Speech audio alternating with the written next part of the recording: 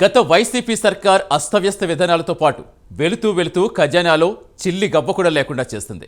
కనీసం ప్రభుత్వానికి కొత్తగా అప్పులు కూడా చేసేందుకు వీల్లేని పరిస్థితి కల్పించి గద్దె దిగింది.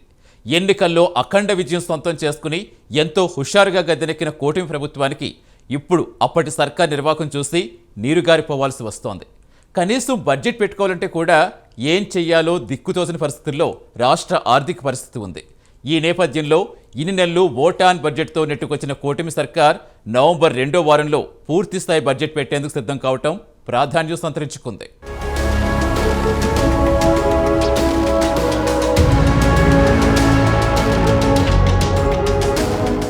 రాష్ట్ర పూర్తిస్థాయి బడ్జెట్ను నవంబర్ 11న ప్రవేశపెట్టేందుకు కూటమి సర్కార్ సిద్ధమైంది.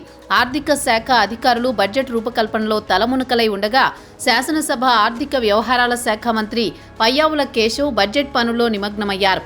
రాష్ట్రంలో ఎన్నికల దృష్ట్యా జగన్ ప్రభుత్వం ఫిబ్రవరి నెలలో ఓటాన్ అకౌంట్ బడ్జెట్ను సమర్పించింది.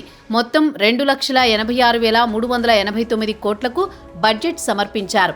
2024 ఏప్రిల్ నుంచి జూలై 31 వరకు 4 నెలల కాలానికి మొత్తం 40 గ్రాంట్ల కింద 1,09,052.34 కోట్లకు శాసనసభ ఆమోదం తీసుకున్నారు.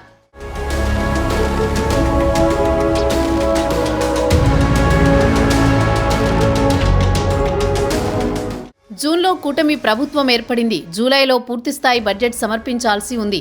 రాష్ట్ర ఆర్థిక పరిస్థితి సరిగా లేకపోవడం, ఎన్ని అప్పులున్నాయో తెలియని గందరగోళ పరిస్థితుల్లో పూర్తిస్థాయి బడ్జెట్ ప్రవేశపెట్టలేకపోయింది. ఆర్థిక పరిస్థితిపై పూర్తి వివరాలు రాబట్టి శ్వేతపత్రాలు వెలువరించి పకడ్బందీ వ్యూహంతో ముందుకు వెళ్లాలనే ఉద్దేశంతో మరోసారి ఓటాన్ అకౌంట్కు ఆర్డినెన్స్ రూపంలో ఆమోదం తీసుకున్నారు. ఆగస్టు నుంచి నవంబర్ వరకు రాష్ట్ర ప్రభుత్వం ఖర్చులు, ఇతర కార్యకలాపాల కోసం 40 గ్రాంట్ల కింద 2వ తాత్కాలిక బడ్జెట్కు గవర్నర్ నుంచి ఆమోదం తీసుకున్నారు. ఇలా మొత్తం 8 నెలల కాలం ఓటాన్ అకౌంట్ బడ్జెట్లోనే గడిచిపోయింది. ఈ నేపథ్యంలో నవంబర్ 11న పూర్తిస్థాయి బడ్జెట్ ప్రవేశపెట్టి శాసనసభ ఆమోదం తీసుకోవాల్సి ఉంది.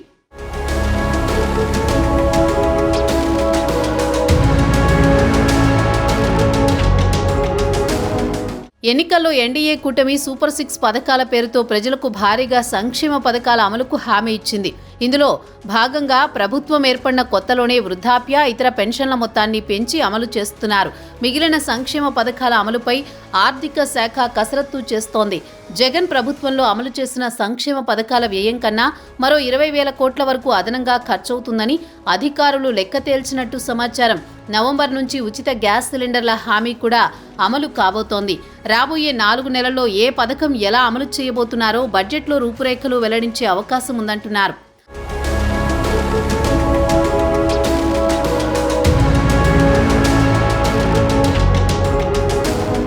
అలాగే ప్రస్తుతం నిరుద్యోగ భృతికి ఎంత వ్యయమవుతుందో అంచనాలు రూపొందించినా భవిష్యత్తులో ఉపాధి కల్పన మేరకు ఈ భారం తగ్గుతుందని అంచనాలో ఉన్నారు.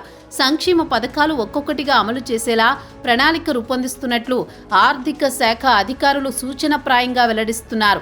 వాస్తవానికి చివరి 4 నెలల కాలానికి బడ్జెట్ ఖర్చులకు ఆమోదం తీసుకోవాల్సి ఉన్నా ఏడాది మొత్తానికి పూర్తిస్థాయి బడ్జెట్ ప్రవేశపెట్టాల్సిందే.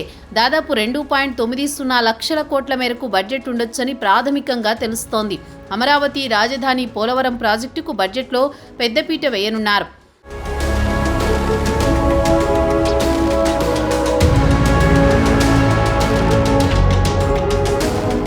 రహదారుల నిర్మాణం, మరమ్మతులు కీలకం కానున్నాయి. కేంద్ర ప్రాయోజిత పథకాల ద్వారా కూడా వివిధ పథకాలకు బడ్జెట్లో నిధులు చూపబోతున్నారు. కేంద్ర పథకాలకు రాష్ట్ర వాటా నిధులు సమకూరుస్తూ దాదాపు 28 పథకాల కింద పనులు చేయబోతున్నారు. ప్రస్తుతం ఆర్థిక శాఖ కార్యదర్శి ఆయా ప్రభుత్వ శాఖలతో ప్రతిపాదనలపై కూలంకషంగా చర్చిస్తున్నారు. తదుపరి దశలో మంత్రుల స్థాయి సమావేశాలు ఉంటాయని సమాచారం. కూటమి ప్రభుత్వం అధికారంలోకి వచ్చినప్పుడు ప్రవేశపెట్టిన శ్వేతపత్రాల ఆధారంగా ముఖ్యమంత్రి చంద్రబాబు నాయుడు అన్ని అంశాలను సమీక్షించారు. గత ఆర్థిక సంవత్సరంలో రాష్ట్ర రెవెన్యూ 1,73,766 కోట్లు వచ్చింది. ప్రస్తుత ఆర్థిక సంవత్సరంలో 2 లక్షల కోట్ల ఆదాయం సాధించగలమా? ఇంతవరకు రాబడి పరిస్థితులు ఎలా ఉన్నాయని సీఎం సమీక్షిస్తున్నారట.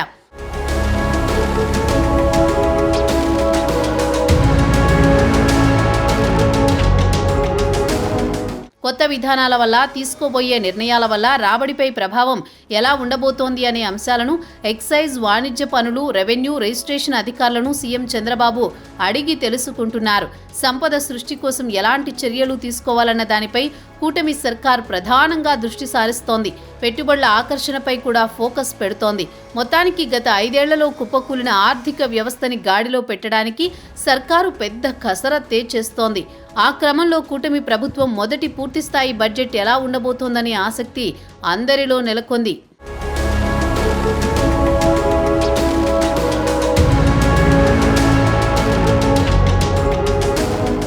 అయితే ప్రభుత్వం వచ్చి దాదాపు 5 నెలలు గడిచిపోయినా ఇప్పటి వరకు పూర్తిస్థాయి బడ్జెట్ మాత్రం ప్రవేశపెట్టలేదు.